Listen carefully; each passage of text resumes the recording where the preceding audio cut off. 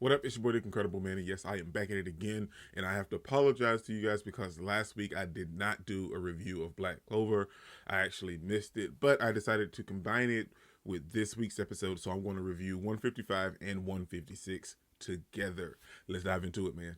I don't think I do it good, no, I think I do it great. They would do it if they could, they can't do it, so they hate. Everybody wanna look, but nobody wanna play. Stealing eyes.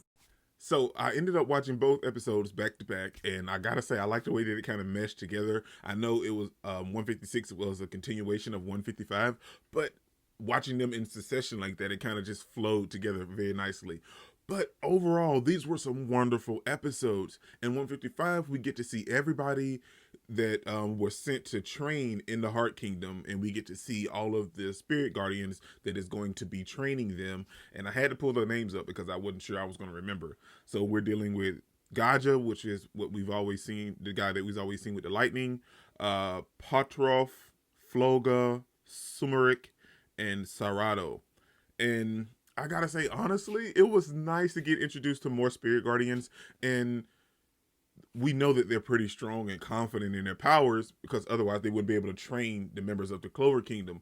But just in 155, we get to see that nice comparison, and everybody's going there to meet their trainers, and Charmy is already there on the queen's lap getting rubbed and fed a bunch of nums. So that was nice to have that moment. And for my manga readers, we know that Charmy was there, but to see how she got there was the fun part. And that's what I'm loving about this whole training arc itself. And someone actually had to correct me that we were going to actually see the training. That totally slipped my mind. But what I'm loving about the training arc itself is that we're getting to see and understand everything that we didn't get in the manga. In the manga, we just kind of just jump past it and dove straight into the Spade Kingdom arc. But with the training arc, we're getting to see what led up to what, how we got there, in the route that we traveled to get to that predicament that we're in. And I'm loving seeing all of this take place before we dive into the actual Spade Kingdom arc. So everybody went their separate ways to train, and Magna wasn't really feeling the person that God just set him up with. He didn't want to go with the flame guy, Floga. He didn't want to go with him. Leopold went with him because, sure, they're fire magic users, but Magna didn't want to go with him. He wanted to stay with Gaja and Luck and actually learn the mana symbols. And in that whole little ordeal, it was nice, but at the same time, we see that Magna is reaching his, I guess you could say, his level, and he's going to have to pass and break through his levels because Luck, we all know Luck is a fighting and technical genius, and him being taken over by the elves kind of just boosted his magic sense and powers to that next level, and Magna didn't have that. So him already having a lower standing of magic power anyway, he's having a hard time drawing up these mana symbols. And Luck said something that was super fantastic from his character. We all know that he jokes and cuts up Wig Magna a lot, but they have that bond. They wouldn't have been able to combine magic if they didn't have that bond. They have that bond, but at the same time, he was like, "Well, Asta, don't worry about it. Don't say anything." He has to realize that he has to get stronger, and not verbatim. Like I'm kind of rephrasing it, but to have Luck in that moment to just be there and say that for Magna. Magna didn't hear it, but he said it nonetheless, and it needed to be said, but it was nice to have Luck have that moment. We all know Luck jokes and cuts up, but in that moment, he was super serious. He wasn't laughing. He didn't have a smirk on his face. He was as serious as he could be in that moment. And 155 spent the entire episode getting everybody introduced to their spirit guardians and trying to understand what the mana symbols mean and how to actually use them. And we see everybody going through their separate training and trying to get a better holding and understanding of it. The wind guy. And we get in contact with him, and Funeral is his trainee.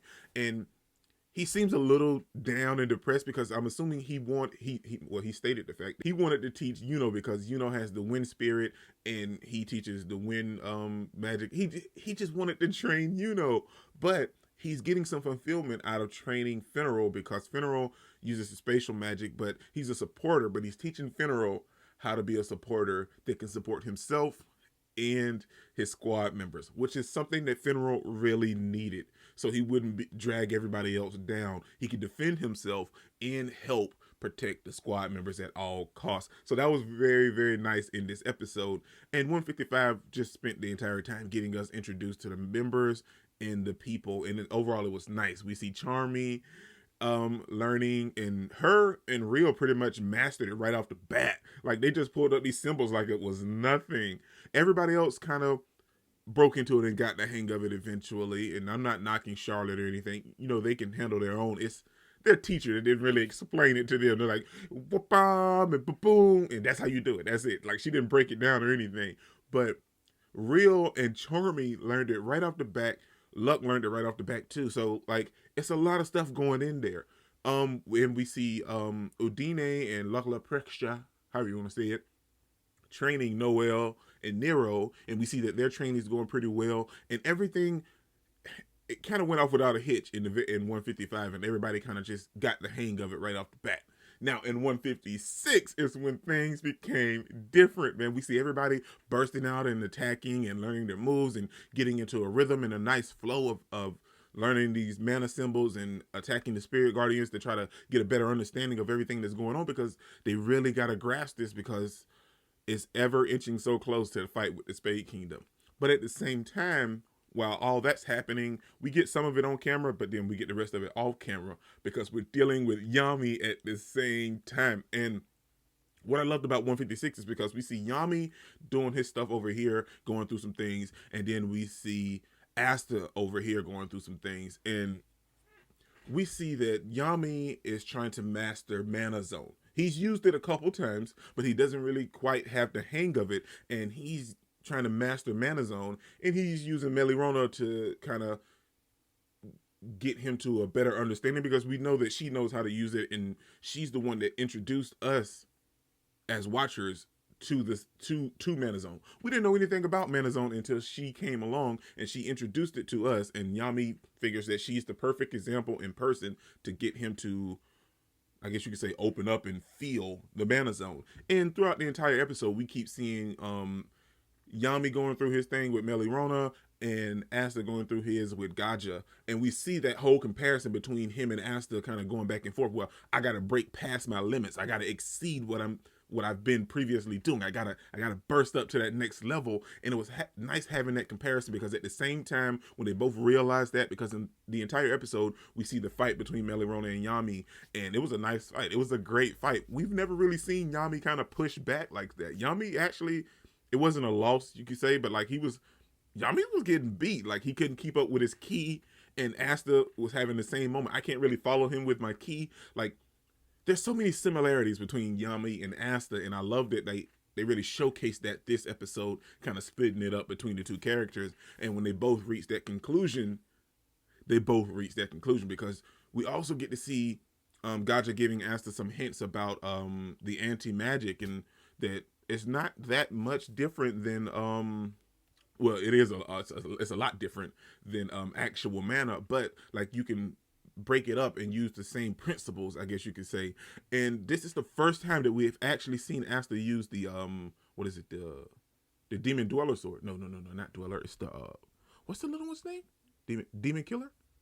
Either one, I can't remember. I get the names confused. But anyway, the smaller one. And we go back to the very moment where Asta obtained that sword, and he used some of Noel's magic and released it. And this is the first time that we've ever seen Asta actually think about that moment and use it.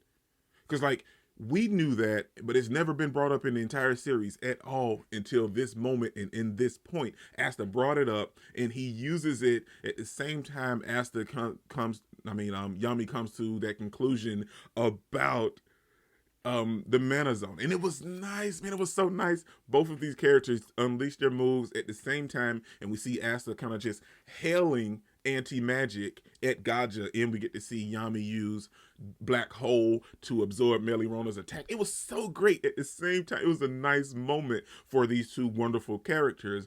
And then that's pretty much how the episode ended. Yami was like, okay, well, thank you. I got what I needed, and I'm going to go. And Asta was just so happy to finally land an attack on Gaja. And then everything else, we see all of the spirit guardians break down what all of the Clover Kingdom members learned at the same time to Lolopreksha and Udine and Gaja to kind of give an understanding where they're at in terms of strength wise. And then at the ending of the episode, we go into like something totally different. We dive into the Spade Kingdom, and I want to talk about. So I don't want to spoil anything, but they mentioned it in this episode. I'm not going to bring it up. Like if you caught it, mention it down in the comments, but if you didn't, don't worry about it. But we see that like these rebellious members of the Spade Kingdom actually want to leave and go get help from the Clover Kingdom, but they end up being ambushed because one of their members sold them out because they wanted to protect their daughter, and we get to see all these people being tortured and used inside of the Spade Kingdom, but one member manages to escape, and there's a name called and name dropped with that particular member, but if you caught it, you caught it, and if you didn't, you didn't. And then we end up, we see the demon Spade King just laughing, and it's like, well, that's no problem for one guy. And that's how the entire episode ends. But I feel like the highlight of that episode was Asta and Yami both coming to the conclusion of how to tap into their powers and use their ultimate moves at that moment to get a better and further understanding of what they're going to have to deal with when they actually fight the Spade Kingdom. Overall, it was two nice, wonderful episodes, and I just can't wait for 157, man. This is your boy Dick Incredible. Don't forget to smash the like button until you can't smash it anymore. Comment down below, and I'll be sure to respond to each and every one of them. And subscribe, but only if you really want to, man. And remember that anime matters, anime is greatness, and anime is life, man. Peace out.